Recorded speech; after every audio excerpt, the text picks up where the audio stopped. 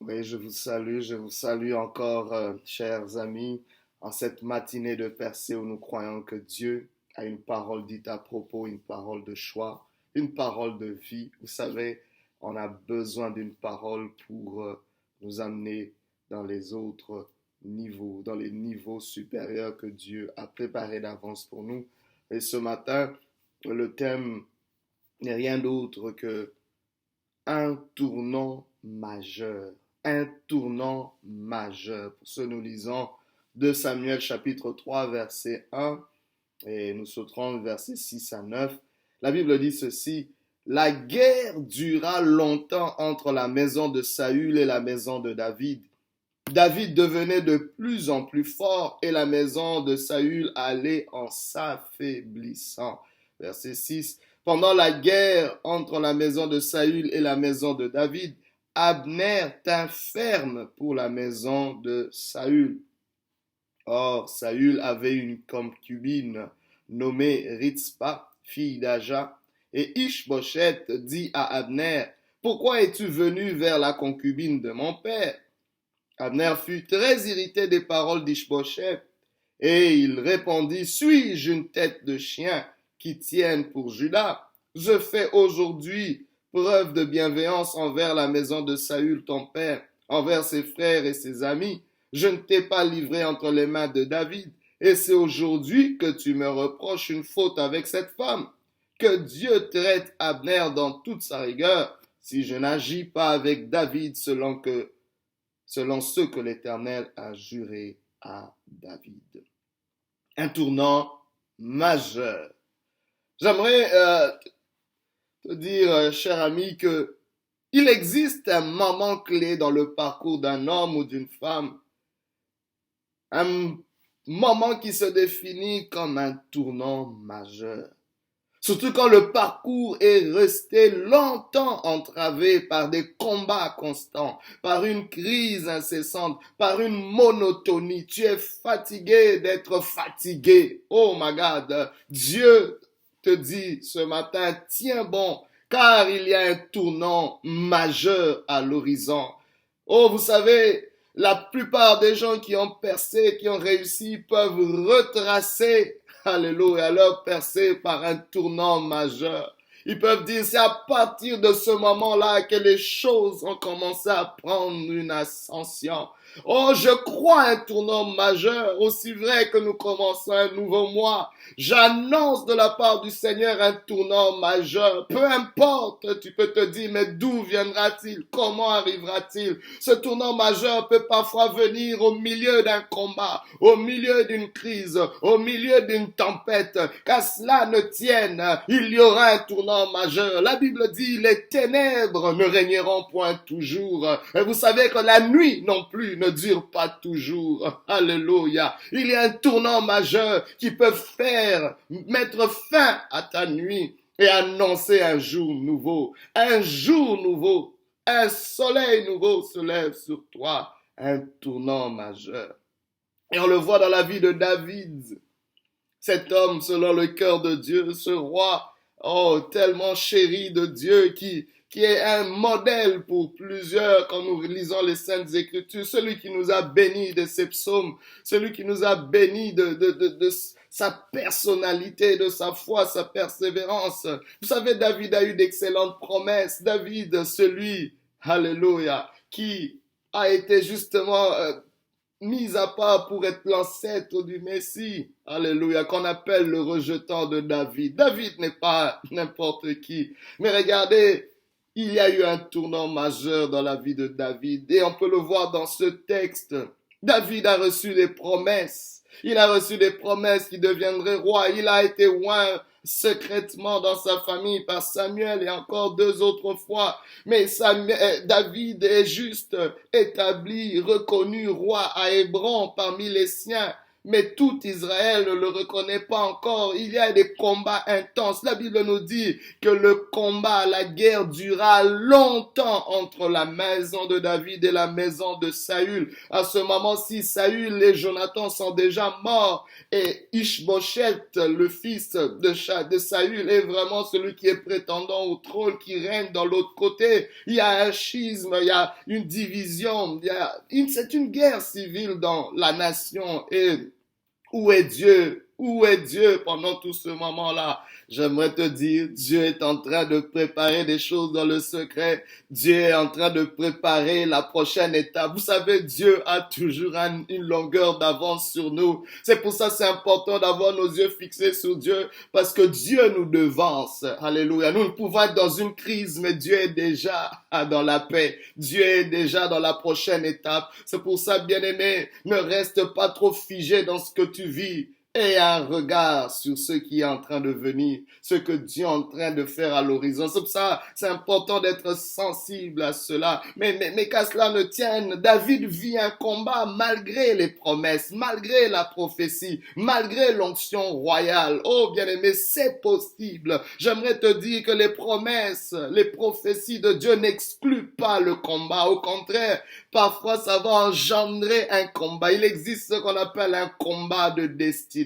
Vous savez, dans le monde dans lequel on vit, il y aura des contestations. Toute lumière sera contestée. Toute lumière véritable. S'il y a vraiment quelque chose de solide, une vision hors pair, même si c'est pour le bien-être du plus grand nombre, cela sera contesté. On l'a vu à travers l'histoire, plusieurs qui se sont levés avec des grandes visions. Ils ont été contestés quelque part. Mais là n'est pas le problème. Le combat n'est pas la fin d'une personne, mais le combat est fait juste partie du parcours. Alléluia. Mais il y a quelque chose que je constate dans ce texte. La Bible déclare, pendant que le combat s'intensifiait, pendant que le combat durait, on nous mentionne que la force, David augmentait en force. Il devenait de plus en plus fort. Et cela est une indication que Dieu ne l'avait pas oublié. Cela était une indication, malgré que tu vis un combat, il y a quelque chose qui grandit en toi. Il y a une sagesse qui augmente en toi. Il y a une persévérance qui augmente en toi. Il y a une patience qui augmente en toi. Il y a une capacité de gérer les relations, de gérer les conflits qui augmente en toi. Je ne sais pas si tu peux constater la force qui est en train d'augmenter malgré la durée du combat. C'est une raison suffisante pour célébrer Dieu, pour prendre courage et pour réaliser que Dieu est encore avec toi, qu'il y aura un tournant majeur. Et pendant que David augmentait en force, la maison de Saül s'affaiblissait. Il y avait une fissure qui montrait que la fin était proche, qu'on était proche, mais David n'avait pas encore reçu tout l'accomplissement de cette promesse. Il y a quelque chose, je me demande, mais pourquoi la force augmente dans le combat? Parce que, écoutez, la force augmente dans le combat pour le prochain niveau. Parfois, Dieu va te donner une promesse et il va te dire, la force que tu as maintenant ne te permettra pas de tenir dans la prochaine étape, dans le prochain niveau. Ça va prendre que je t'équipe d'une certaine force, d'une certaine capacité. Et parfois, Dieu trouve le seul moyen de t'équiper de cette force en permettant que le combat s'intensifie et dure. C'est pour ça que David, dans ces psaumes, va nous dire, il exerce mes mains au combat et mes doigts à la bataille. Tu deviens plus fort quand tu apprends à te battre, quand tu tiens bon dans le combat. Ne lâche pas. C'est le combat de ta destinée. Ne lâche pas ce combat pour tes enfants. Ne lâche pas ce combat pour ton mariage. Ne lâche pas ce combat pour ta santé. J'aimerais dire à quelqu'un qui est peut-être malade, affligé, oh, ne lâche pas dans ce combat-là. Il y aura un tournant majeur. Mais il y a quelque chose que Dieu nous dit dans le verset 6. Il nous introduit un certain Abner. Ce général de l'armée de Saül, le chef de l'armée de Saül, qui est resté loyal à cette famille malgré que Saül n'était plus. Mais c'était la personne la plus influente, beaucoup plus influente même que celui qui était successeur au trône, Ishbosheth. Et Abner était tellement fort, mais la Bible nous montre que Abner tenait bon pour la maison de Saül. Et au fait, c'était l'une des raisons majeures pour lesquelles David n'arrivait pas à voir tout l'accomplissement de ses promesses. Abner représente ce qui t'empêche de voir l'accomplissement des promesses. Bien que tu deviens de plus en plus fort, il y a un Abner qui t'empêche d'avoir tout l'accomplissement de promesses. Abner peut représenter une relation, une personne, une situation, une information, quelque chose de complexe ou quelque chose qui manque, une provision qui manque, je ne sais pas, mais qui est encore en train de de t'empêcher. Oui, il y a une fissure, oui, tu deviens plus fort, mais ce n'est pas encore totalement ça. Ta joie n'est pas encore débordante à cause d'Abner, à cause d'Abner. Mais j'aimerais te dire, Abner va changer de camp. Abner va changer de camp. Le tournant, c'est que Dieu va changer le camp d'Abner. Abner va changer de camp. Il quittera la maison de Saül pour venir s'attacher à la maison de David. Oh, j'aimerais t'annoncer de la part du Seigneur un tournant majeur où tes ennemis les plus jurés, où ceux qui s'élèvent contre toi sera en ta faveur. Pourquoi Abner va changer de camp? Parce que la Bible déclare dans Proverbe 16, Verset 7, quand Dieu approuve les voies d'un homme, il dispose favorablement à son égard, même ses ennemis, même ceux qui lui est contraire, même ceux qui s'opposent à lui, même ceux qui le résistent. J'aimerais annoncer de la part du Seigneur, que ce qui est contraire à toi changera de camp. Dieu les disposera favorablement à ton égard. Alléluia. Et Dieu le fait de façon vraiment étrange. Abner s'amourage d'une des concubines de Saül. Et Ishbosheth le voit d'un mauvais œil. C'est vraiment une banalité, mais je peux comprendre Ishbosheth parce que la tradition était que celui qui était successeur au trône héritait du harem du roi, de toutes ses concubines et consorts. Et toute personne qui prétendait avoir une des concubines du roi, en fait, devenait prétendant au trône. C'était une façon de dire, je réclame le trône pour moi. Et Ishbosheth le voyait d'un mauvais œil. Il se dit, mais moi je suis quand même héritier par le sang. Pourquoi fais-tu une telle chose? Et cela a suffi pour allumer un feu. Oh, Abner qui l'a pas bien pris et qui s'est irrité. C'est comme si il attendait juste, il y avait un volcan qui était sur le point de faire éruption. Oh my God. Et directement, il prend une décision majeure. Il dit, je vais changer de camp. Je vais te lâcher, je vais donner tout le reste du royaume à David, comme cela lui avait été promis. En fait, toutes ces personnes étaient conscientes de ce que Dieu avait dit à David. Mais il résistait encore. Mais Abner change de camp. My God. Je ne sais pas qu'est-ce qui s'est passé, mais je sens une main invisible derrière Abner. Je sens une main invisible qui orchestre les temps et les circonstances. La Bible déclare, Dieu est maître des temps et des circonstances. N'est-il pas Dieu qui était derrière cette situation? N'est-il pas Dieu qui peut pousser des gens à faire certaines choses? Oh my God, j'aimerais te dire, même ton Abner pourra faire certains choix que naturellement il ne devrait pas faire, simplement pour ta faveur, pour ton avantage. Mais pourquoi Abner va changer? Je l'ai dit, c'est à cause de cette faveur qui était sur la vie de David. Il faut, bien aimé, ce n'est pas un coup majeur de David qui change Abner. Ce n'est pas une force nouvelle, ce n'est pas, je ne sais pas, une autre guerre. Ce n'est pas, je ne sais pas, la vigueur de David qui change le camp d'Abner.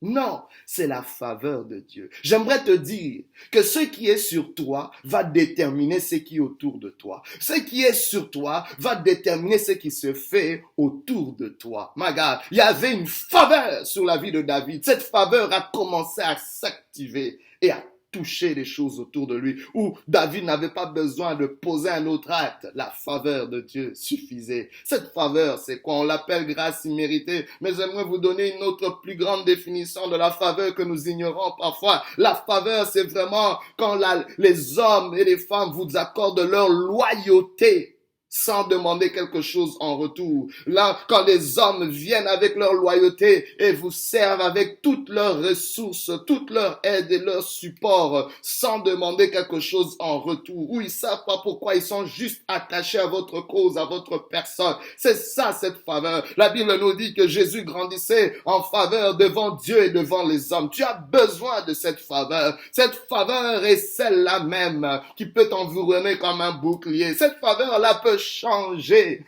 les pronostics à ton sujet. Magat, ceux qui t'avaient dit non te diront oui. Ceux qui t'avaient rejeté viendront t'accueillir. J'aimerais annoncer cela sur la vie de quelqu'un, que la faveur fera changer le camp. En fait, cette faveur amènera ce tournant. Mais qu'est-ce qui cause la faveur dans nos vies? David, comme vous vous souvenez, était un homme d'honneur. Il a honoré Saül jusqu'au bout. À telle enseigne que quand Saül et Jonathan sont morts, David a même fait éliminer la personne qui lui a annoncé la mort de David, de Saül, pour vous dire comment David honorait ce mentor, bien que Saül était rendu fou et qu'il voulait le tuer. Mais il a dit, je ne toucherai pas loin de l'Éternel. À plusieurs fois, il a épargné Saül parce qu'il reconnaissait qu'il honorait sa position. Cet homme lui avait appris les ABC de la royauté. David, c'était un parvenu, il ne savait pas comment se tenir dans la royauté, mais c'est dans la cour de Saül qu'il a appris ces choses. Il a honoré. Où est la loi de l'honneur aujourd'hui dans notre société, dans notre génération? Bien aimé, les gens s'éloignent de la faveur parce qu'ils ne savent pas honorer les aînés, ils ne savent pas honorer certains principes, ils ne savent pas honorer certains hommes et certaines femmes, ils ne savent pas honorer Dieu. L'honneur, bien aimé, attire la faveur sur toi. Une autre chose, c'est la foi. David était un homme de foi. Quand on parle de la foi, c'est une foi d'action. Bien aimé, dans sa foi, il tenait ferme. Il savait qu'il y avait une promesse sur lui, mais il ne croisait pas les bras. Il prenait des initiatives. La foi. La Bible déclare, sans la foi, nul ne peut lui être agréable. Vous savez, Dieu va approuver. Dieu trouve plaisir. Sa faveur vient sur ceux qui ont la foi, qui croient en lui suffisamment pour agir. Et l'humilité.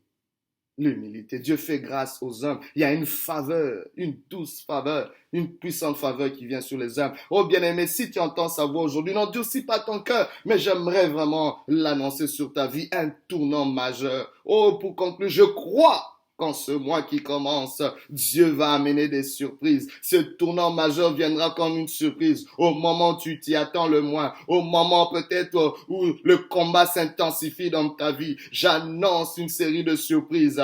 Un tournant majeur sur ta vie. Reçois-le et que l'Éternel te bénisse. Au nom de Jésus.